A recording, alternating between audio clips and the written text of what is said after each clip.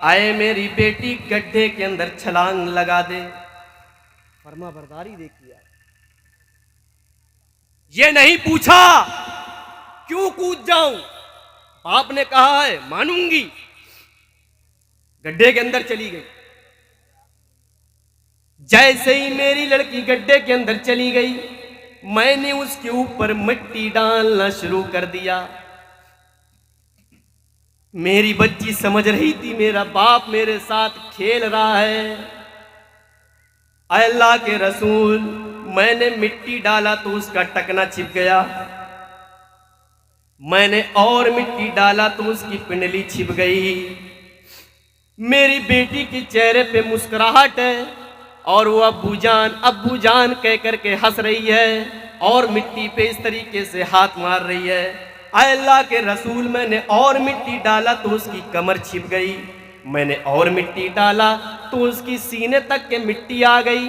जब उसके सीने तक के मिट्टी आई तो वो लड़की समझ गई, उसकी सांस रुकने लगी और उसकी सांस जब रुकने लगी तो अपने मुंह से मेरे भाई वो दर्दनाक अल्फाज निकालती है, अल्लाह के रसूल, मैं अपनी बेटी के ऊपर मिट्टी डालता रहा और मेरी बेटी के सीने तक जब मिट्टी आ गई तो मेरी बेटी ने कहा, अब्बू जान, आए अब्बू जान, ये क्या कर रहे हैं, आए अब्बू जान, ये क्या कर रहे हैं, आपकी बेटी मर जाएगी, मुझसे सांस नहीं लिया जा रहा है, आए अब्बू जान, ये क्या कर रहे हैं, मैं मर जाऊंगी। अल्लाह के रसूल, मेरी बेटी चिल्लाती रही, चीखती रही, अब्बू जान ये क्या कर रहे हैं, मैं मर जाऊंगी, मैं इस दुनिया से चली जाऊंगी, अब्बू जान ये क्या कर रहे हैं। अल्लाह के रसूल, मैंने पूरा का पूरा अपनी लड़की को उसी गड्ढे के अंदर दफन कर दिया।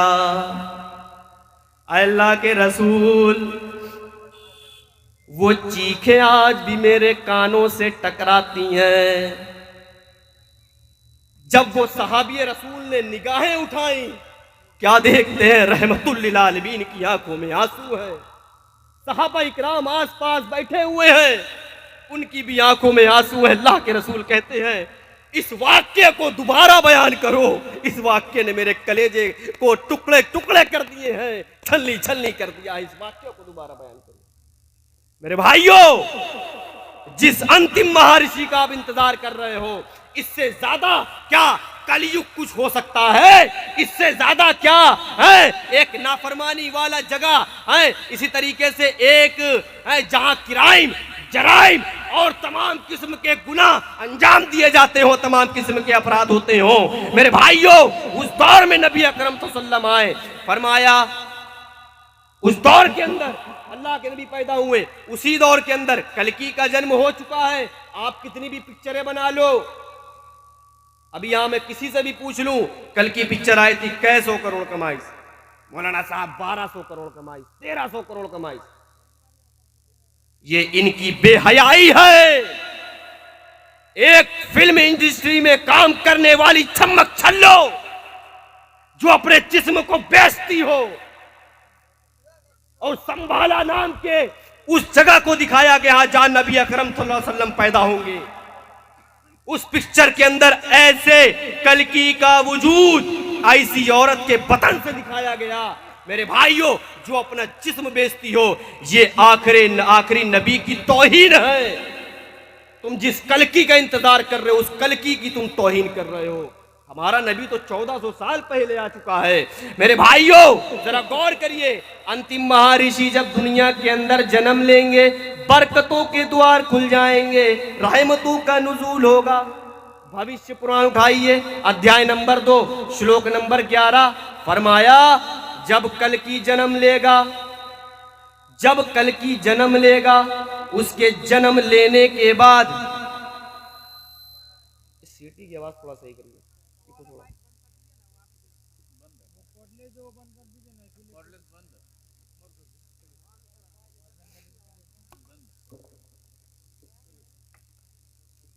भविष्य पुराण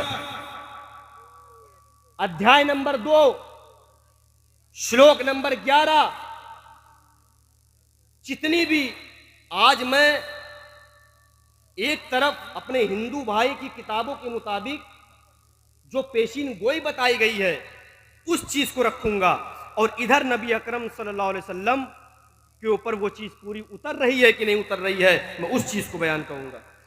लेकिन बराए मेहरबानी मुझसे मंत्र पढ़ने को मत कहा करिए। मैं चतुर्वेदी नहीं हूं, पहले मैं आपको बता दूं, मैं चतुर्वेदी नहीं हूं। आजकल बड़ा आसान है चतुर्वेदी लिख देना, ना मौलाना दिशान साहब चतुर्वेदी। मैं आलिम हूं, मैं उन आलिमों की तरह नहीं हूं कि चतुर्वेदी लिख दिया, हाँ चतुर्वेदी, बड़ा खुश हो गए, सीना चौड़ा हो गया। इज्जत और जिल्लत अल्लाह के हाथ में। हाँ, आप मुझसे ये कहिए कि हिंदू की किताब के मुताबिक, हिंदू धर्म के किताब के मुताबिक, सनातन धर्म के किताब के मुताबिक आप इस पर रोशनी डालिए, आप इस पर तकरीर करिए। मैं चतुर्वेदी नहीं हूं। बहरहाल उसमें लिखा हुआ है, अल्लाह के नबी सल्लल्लाहु अलैहि वसल्लम के बाप का नाम विष्णु यश होगा। विष्णु यश का माना अल्लाह का बंदा। अल्लाह के नबी सल्लल्लाहु अलैहि वसल्लम के बाप का नाम क्या था? अब्दुल्ला, अल्लाह का बंदा। मां का नाम आया, आपकी मां का नाम सुमति होगा। सुमति अमन व अमान वाला, शांति वाला। अल्लाह के नबी सल्लल्लाहु अलैहि वसल्लम की मां का नाम आमना था। आमना का मतलब भी शांति वाला, अमन व अमान वाला होता है। भविष्य पुराण अध्याय नंबर 2 श्लोक नंबर 7, उसमें लिखा हुआ है कि अल्लाह के नबी अंतिम महर्षि इस दुनिया के अंदर 12 तारीख को पैदा होंगे और उसका जन्म संभाला में होगा। संभाला का मतलब वो जगह जहां शांति ही शांति हो, अमन व अमान हो। और अल्लाह के नबी मक्का में पैदा हुए, जिसको दारुल अमन कहा जाता है, शांति वाला घर, अमन व अमान वाली जगह। जब चांद के 2 टुकड़े हुए थे, हिंदुस्तान में जो राजा भोज रहा करता था, उसने देखा कि चांद के 2 टुकड़े हो गए हैं। उसने कहा पता लगाओ चांद के ये टुकड़े कैसे हुए। लोगों ने पता लगाया कि राजा साहब, रेगिस्तान में पैदा होने वाला अपने आप को मोहम्मद कहता है, उसने अपनी उंगलियों के इशारों से चांद के 2 टुकड़े कर दिए। अच्छा, उसने 10,000 का लश्कर लिया और 10,000 का लश्कर लेकर के वो मक्का की तरफ रवाना हुआ और जाकर के अल्लाह के नबी सल्लल्लाहु अलैहि वसल्लम से मुलाकात कर। और जैसे ही वो जंग के इरादे से गया था 10,000 का लश्कर लेकर के, लेकिन जब अल्लाह के नबी सल्लल्लाहु अलैहि वसल्लम के सामने पहुंचा, आपका रोब देख करके, आपके चेहरा देख करके उसके इरादे बदल गए। जब सामने अल्लाह के नबी को देखता है, सबसे पहले आपसे जो सवाल करता है, मेरे भाई जो उस पर गौर करिए। उसने पूछा, क्या चांद के 2 टुकड़े आपने किए हैं? जी हां, मैंने किया। हमारे चंद सवालात हैं जो हमारी किताब भविष्य पुराण के अंदर लिखा हुआ है, क्या आप उसका जवाब देंगे? जो अंतिम महर्षि आखिरी नबी के सिलसिले में बयान किया गया है। कहां बताइए? कहा कि हमारी किताब में लिखा हुआ है, जब अंतिम महर्षि इस दुनिया के अंदर आएगा, जब वो अपनी मां के पेट में होंगे तो बाप का इंतकाल हो जाएगा। जब आप मां के पेट से निकलेंगे, 6 साल के होंगे तो मां भी इस दुनिया से आपको छोड़कर चली जाएंगी। आए चांद के 2 टुकड़े करने वाले, क्या आपके पैदा होने से पहले आपके बाप का इंतकाल हो गया? आपका बाप इस दुनिया से आपको छोड़कर चला गया। कहां? जब आप 6 साल के थे, क्या आपकी मां आपको दुनिया में छोड़कर चली गई? फरमाया हाँ। जब उसने अपने जवाब पा लिए तो जानते क्या कहा? फरमाया नमस्ते गिरजानाथ, मरुस्थल निवास ने, बहुमाया पर्वत ने, आए गिरजानाथ, आए सरदाज, आए मरुस्थल निवास यानी रेगिस्तान में रहने वाला, नमस्ते गिरजानाथ, आए मोहम्मद सल्लल्लाहु अलैहि वसल्लम, मैं आपको नम करता हूँ, मैं अपने सर को आपके सामने झुकाता हूँ। अल्लाह के नबी ने मना कर दिया, नहीं नहीं, सर सिर्फ अल्लाह के सामने झुकाया जाता है, तुम्हें मेरे सामने झुकाने की जरूरत नहीं है। फरमाया नमस्ते गिरजानाथ, आए गिरजानाथ, मैं आपके सामने नम करता हूँ। मरुस्थल निवास ने, आप तो रेगिस्तान में पैदा हुए हैं, बहुमाया पर्वत ने आप तो बड़े बड़े मौजज़े दिखाते हैं। मेरे भाइयों जरा गौर करिए, नबी अकरम सल्लल्लाहु अलैहि वसल्लम अपनी माँ के पेट में थे, अभी अपनी माँ के पेट में 6 महीने के हैं, आपका बाप इस दुनिया से आपको छोड़कर चला गया। जब आप माँ के पेट से बाहर आए, आपकी उम्र 4 साल की हुई। फरमाया आए मेरे बेटे मोहम्मद, चलो तुम्हें तुम्हारी नानी और नाना के यहाँ ले चलते हैं, तुम्हें तुम्हारे मामू के यहाँ घुमाने ले चलते हैं। अल्लाह के नबी अपनी माँ के साथ अपने नाना के यहाँ गए, अपने मामू के यहाँ गए, चंद रोज रुके, वापस हुए, कहा चलो अब चलो मक्का चलते हैं। अपने बेटे को लेकर के वापस घर पहुंच रही थी, रास्ते में एक मकाम अबुआ पड़ता है। कहा बेटा ये मकाम अबुआ है, यहाँ तुम्हारे बाप की कब्र है, आओ तुम्हें तुम्हारे बाप की कब्र दिखाती हूँ। अल्लाह के नबी सल्लल्लाहु अलैहि वसल्लम मोहम्मद इब्ने अब्दुल्ला का हाथ पकड़ा, बाप की कब्र के पास ले गई, कहा बेटा ये तुम्हारे बाप की कब्र है। नबी अकरम ने सबसे पहले जो आंसू अपनी आंखों से बहाए थे मेरे भाइयों, वो पहली दफा था कि नबी अकरम सल्लल्लाहु अलैहि वसल्लम ने अपनी पहली बार अपने बाप की कब्र को देखा। कहा बेटा ये तुम्हारे बाप की कब्र है। अल्लाह के नबी ने अपने बाप की कब्र को देखा, आंखों में आंसू आ गए, बैठ गए, कहने लगे आए अब्बा जान, इतनी जल्दी हमें छोड़कर क्यों चले गए? रोते जा रहे हैं, कहते जा रहे हैं आए अब्बा जान, इतनी जल्दी हमें छोड़कर जाने की क्या जरूरत थी? हजरत आमना ने संभाला, बेटा चुप हो जाओ, खड़ा किया, कहा चलो वापस चलो, बहुत देर हो गई है। हजरत आमना अपने बेटे को वापस लेकर बस 2 ही कदम चली थी, उनको अपने शोहर की मोहब्बत याद आ गई, अब्दुल्ला की यादें याद आ गईं। जैसे ही अपने शोहर की यादों को जज्ब करती हैं, फौरन दौड़ती हुई कब्र के पास जाती हैं और चिपक जाती हैं, दहाड़े मार मार कर रोने लगती हैं।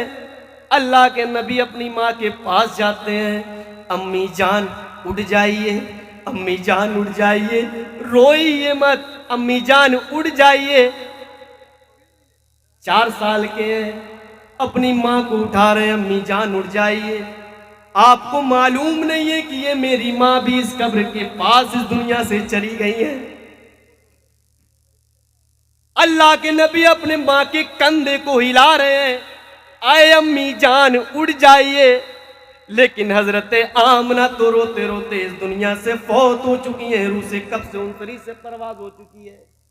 अभी बाप का दर्द भूल ना पाए थे, माँ भी आपकी आंखों के सामने से दुनिया से चली गई, आपकी आंखों में आंसू आ गए। मेरे भाइयों 4 साल के बच्चे के सामने माँ भी इस दुनिया से छोड़कर चली गई, माँ भी वहीं पर चली गई। क्या ये पेशीन गोई नबी करम पर साबित नहीं हुई?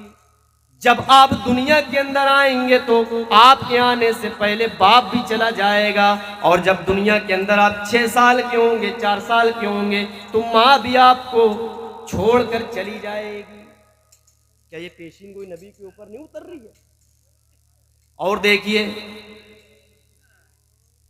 कल की पुराण अध्याय 2 श्लोक नंबर 15। जब अंतिम महर्षि आएगा वो इतना ज्यादा खूबसूरत होगा, जिस तरीके से ये सूरज चमकता है और दिन को रोशनी करता है, रात को ढांप देता है अपनी रोशनी से, उस तरीके से अंतिम महर्षि दुनिया के अंदर चमकेगा। यानी वो इतना ज्यादा खूबसूरत होगा, वो इतना ज्यादा खूबसूरत होगा। आप देखिए अल्लाह के नबी कितने ज्यादा खूबसूरत थे। अभी अपनी मां के पेट में है, 9वां महीना पूरा हुआ। हजरत आमना दर्द के मारे चीख रही हैं, दर्द के मारे चिल्ला रही हैं। दाइयां समझ गई कि अब आमना के पेट से बच्चा पैदा होने वाला है।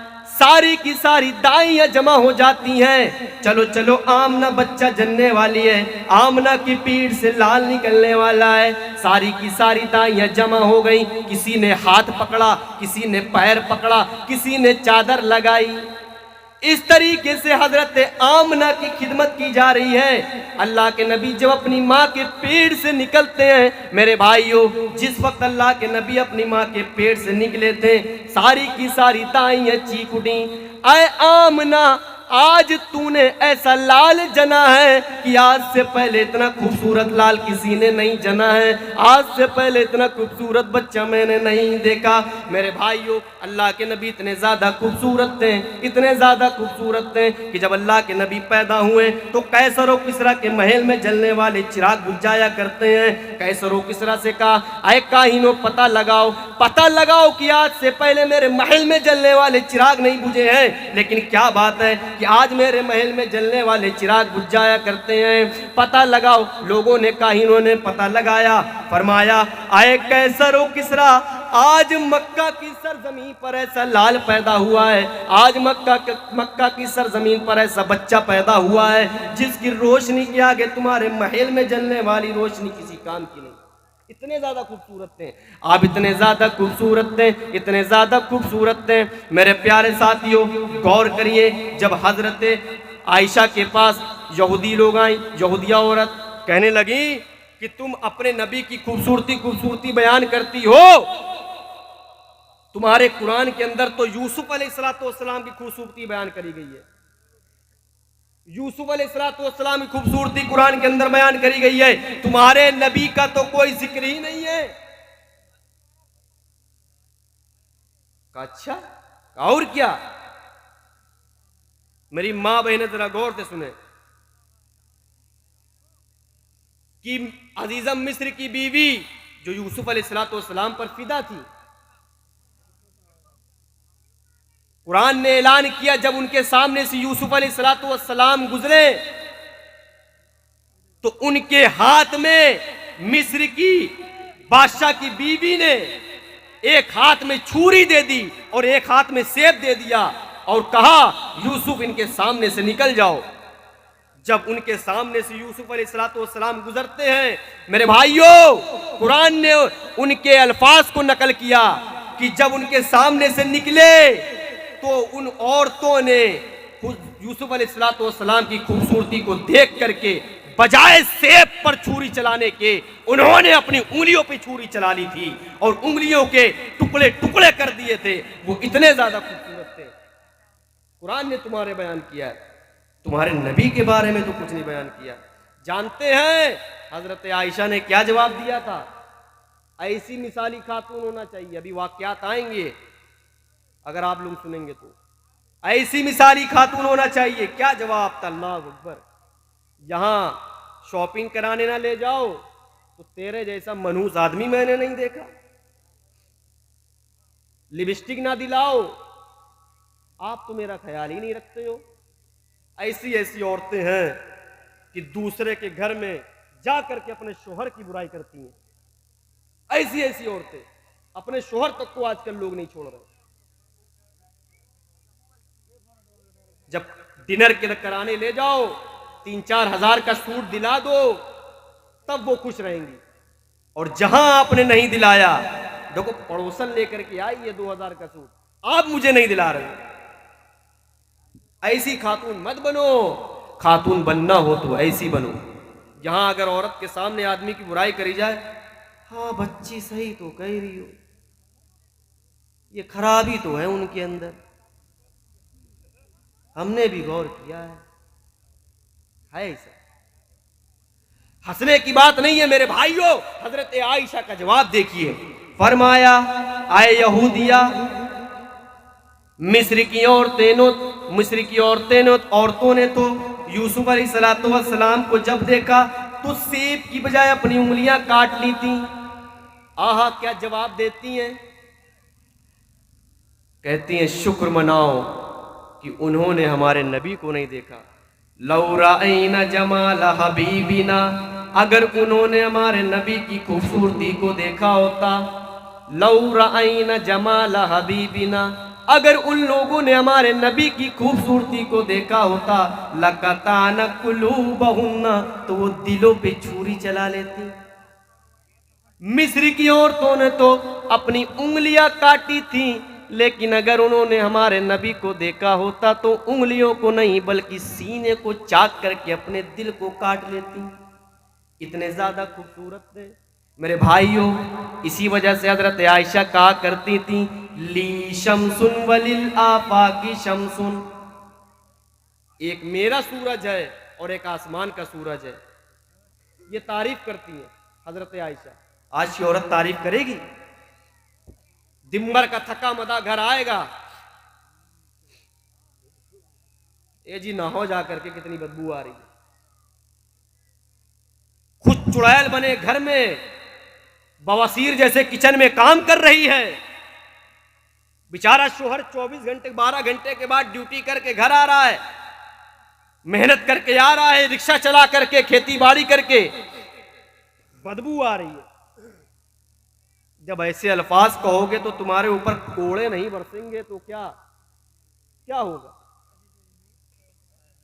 जानती हजरत आयशा ने क्या कहा मेरी मां और बहनों? फरमाया ली शमसुन वलिल आफाकी शमसुन, एक मेरा सूरज है और एक आसमान का सूरज है। शम्सी खैरुम मिन शम्सी समा, मेरा सूरज आसमान का सूरज से बेहतर है, मेरा सूरज आसमान के सूरज से बेहतर है। इन्न शम्सा ततलिउ बादल फज्र, आसमान का सूरज फज्र के बाद तुलू होता है। व शम्सी तालिउन बादल निशा, आए मिस्र की औरतों, ओ लोगो, आसमान का सूरज तो फज्र के बाद तुलू होता है, लेकिन मेरा सूरज फज्र के बाद ईशा के बाद मेरे बिस्तर पर तुलू होता है। ये हजरत आयशा तारीफ कर रही हैं कि एक आसमान का भी सूरज है, एक मेरा भी सूरज है। आसमान का सूरज तो फज्र के बाद तुलू होता है, लेकिन मेरा सूरज बिस्तर में ईशा के बाद तुलू होता है। ये तारीफ, इतने ज्यादा आप खूबसूरत थे मेरे भाइयों। जब अंतिम महर्षि आएगा वो इतने ज्यादा खूबसूरत होंगे, इतने ज्यादा खूबसूरत होंगे कि जिस तरीके से सूरज चमकता है उसी तरीके से उनका चेहरा चमकेगा। इतना रोब आपके चेहरे पे होगा, इतना ज्यादा रोब रहेगा। अब देखिए आखिरी श्लोक, जब अंतिम महर्षि आएगा उसको नबूवत मिल जाएगी, उसके 4 साथी होंगे, 4 साथी होंगे, वो आपका जम के साथ देंगे। अल्लाह के नबी 4 साथी कौन थे? कोई बताएगा?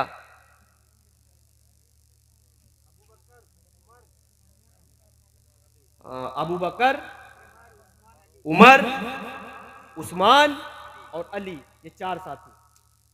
बहुत सारी पेशीन गोइयां अल्लाह के नबी सल्लल्लाहु अलैहि वसल्लम की बयान करी गई है। लेकिन आप गौर करिए, जितनी भी चीजें हैं पूरी की पूरी अल्लाह के नबी सल्लल्लाहु अलैहि वसल्लम पर साबित हो रही है। 4 दोस्त होंगे और उनके अलावा जितने भी दोस्त होंगे, जितने भी लोग होंगे, वो सब आपके एक इशारे पर जान देने पर होंगे, आपका जम के साथ देंगे, आपके साथ जम के लड़ेंगे। वो ऐसे सच्चे और ईमानदार साथी होंगे। अल्लाह के नबी सल्लल्लाहु अलैहि वसल्लम के कैसे साथी थे? दुनिया के अंदर जब से दुनिया बनी है, चाहे जिस भी धर्म का मानने वाला हो, उनके बड़े से बड़े ऋषि को आप उठाइए, चाहे वो नबी ही क्यों ना हो, जिस कौम में भी भेजे गए, किसी कौम के नबी के मानने वाले, किसी भी बड़े से बड़े लोगों के मानने वाले, ऐसे ईमानदार और ऐसे बावकार और इतने बाशर्फ इंसान जो नबी अकरम सल्लल्लाहु अलैहि वसल्लम के साथी थे, उतने वफादार किसी के साथी नहीं थे। देखिए आप, अब यहां से मामला शुरू होते हैं, यहां से कि किस तरीके से अल्लाह के नबी सल्लल्लाहु अलैहि वसल्लम के साथी आपके लिए एक इशारे में जान देने को तैयार रहा करते थे।